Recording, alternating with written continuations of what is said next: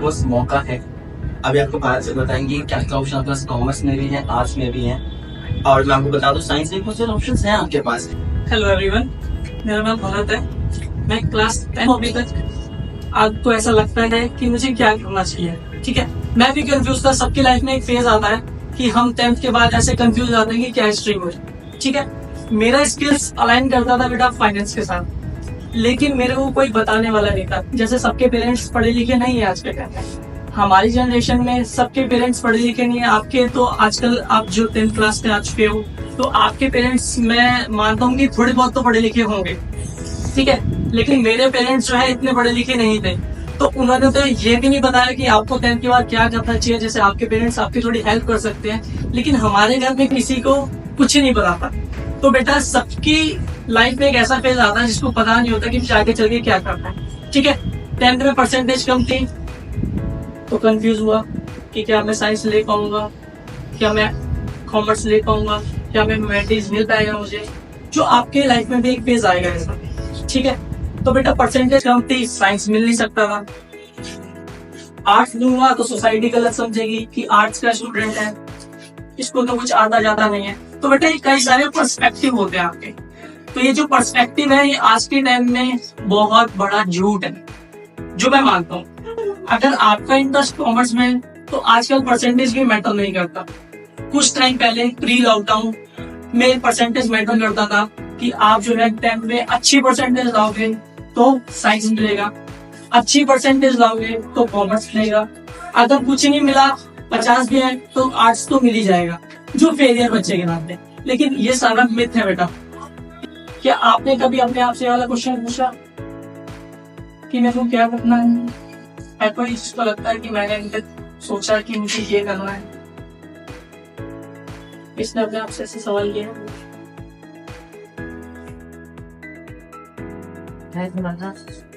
शिवा? कभी को सोचा कि मैं आगे जाके ये करना चाहता हूँ, या ये मैं करना चाहती हूँ, या ये मुझे करना है? किसी ने सोचा बेटा? बेटा वो राइट टाइम अभी आपके पास है। अगर आपने अभी से चूज कर लिया कि आप क्या करना चाहते हो, तो आगे जाके आपको डिफिकल्टी नहीं हो किसी भी करियर ऑप्शन। पहले सबसे पहले अपने आप से ये सवाल पूछिए कि मुझे क्या, ठीक है। सेशन को आगे बढ़ाते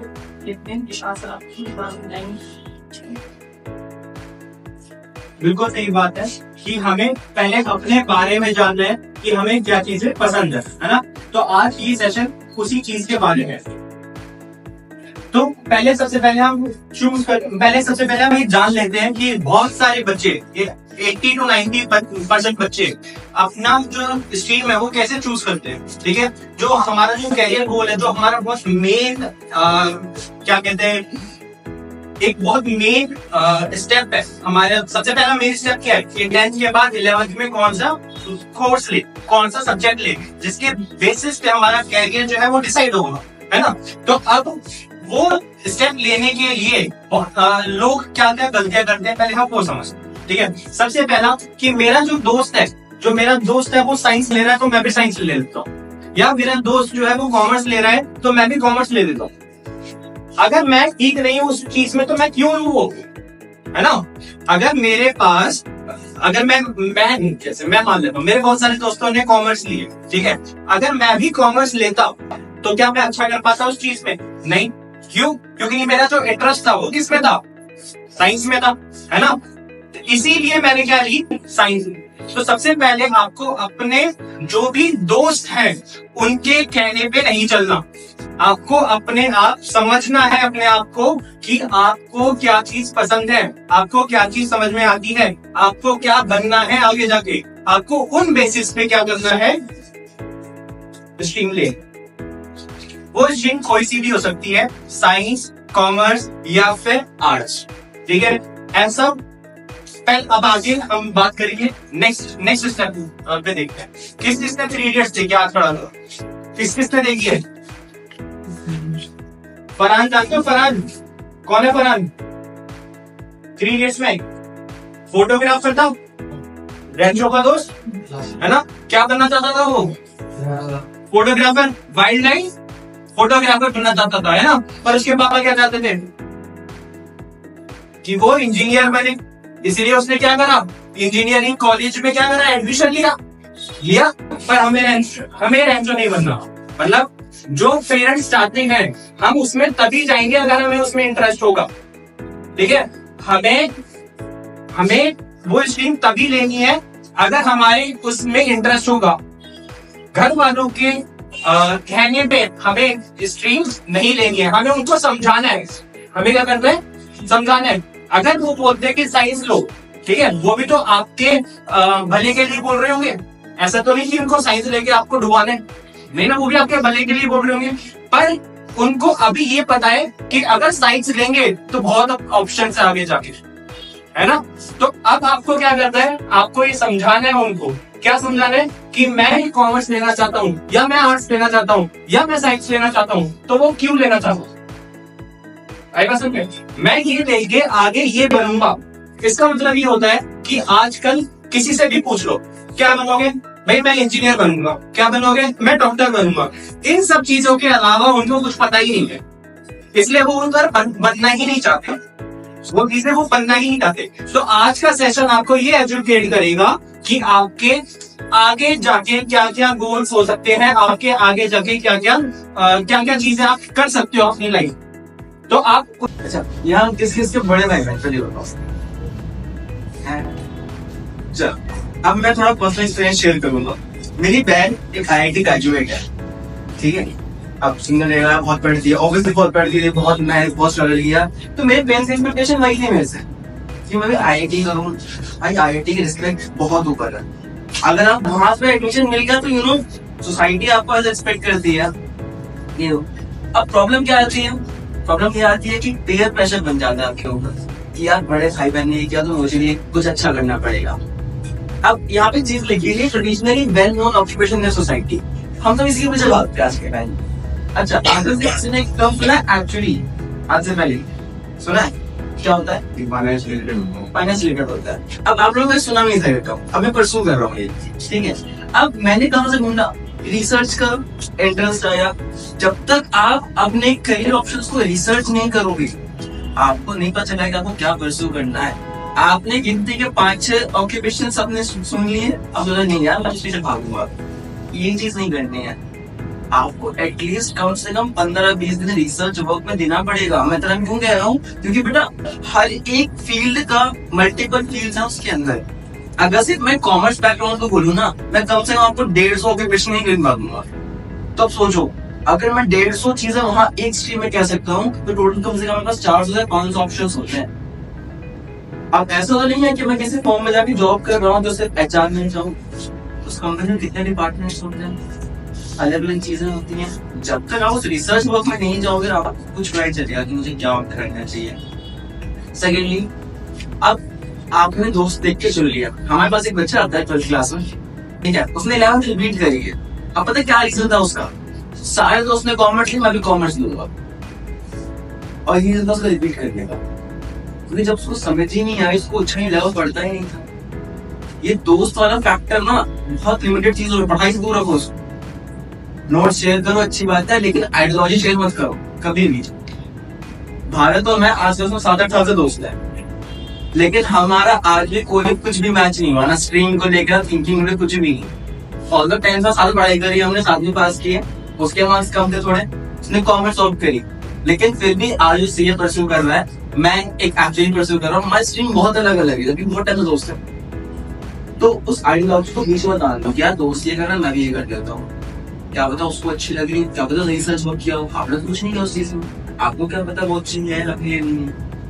तो ये 2 चीजें ध्यान रखनी है आपको। रिसर्च वर्क बहुत इंपॉर्टेंट होता है, क्योंकि स्ट्रीम आउट करने से पहले आप जाके मिलो लोगों से, जिनको स्ट्रीम आउट किए, जो फील्ड में वर्क कर रहे हैं। हमारे साथ भी साइंस लेके इंजीनियरिंग कर रहे हैं, आप इनसे गाइडेंस ले सकते हो कि भैया इंजीनियरिंग करनी है मुझे, आप कैसे क्या करना चाहिए, क्या स्टेप लेना चाहिए, आपको कॉमर्स के चाहिए, आर्ट्स के चाहिए, फाइनेंस के चाहिए। हम सारे बैठे हुए हैं यहाँ पे, आप आओ बात करो हमसे, गाइडेंस लो, कि मुझे कंफ्यूजन हो रही है इस चीज में। बाकी और बात डिस्कस करेंगे भी हम लोग। अब हमारी जो सोसाइटी में, ठीक है, बेसिक परसेप्शंस क्या क्या चीजें होती है कि अगर हम साइंस लेंगे तो हम बहुत ही ज्यादा इंटेलिजेंट घोषित हो जाएंगे सोसाइटी में।